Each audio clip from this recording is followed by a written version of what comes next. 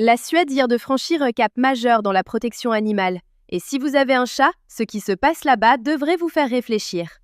Depuis 2023, une mise à jour de l'Animal Welfare Act, encadrée par le Swedish Board of Agriculture, pose une règle claire et sans ambiguïté. Laisser son chat seul du matin au soir est désormais illégal.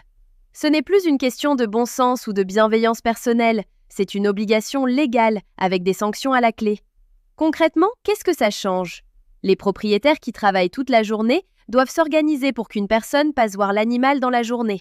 Un voisin, un ami, un pet-sitter, peu importe. L'essentiel, c'est que le chat ne reste pas seul pendant de longues heures sans surveillance ni interaction.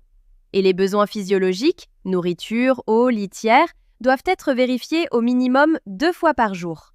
Derrière cette loi, il y a une idée forte qui bouscule pas mal d'idées reçues.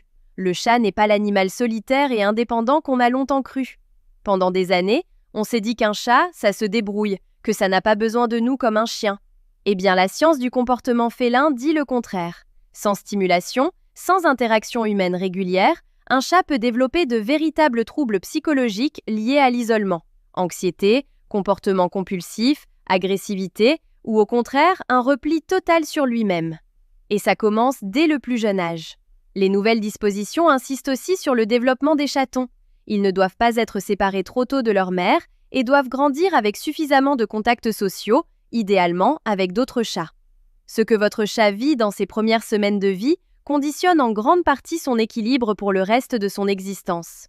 Ce que fait la Suède, soyons clairs, ce n'est pas une révolution radicale.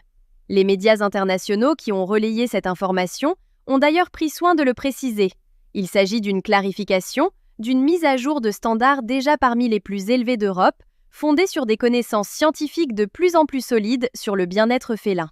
Mais cette clarification pose une question qui, elle, est bel et bien révolutionnaire et qui nous concerne tous bien au-delà des frontières suédoises.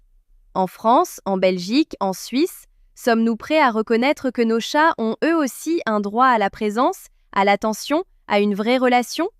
Que les posséder implique une responsabilité réelle, pas juste remplir une gamelle le matin avant de partir ?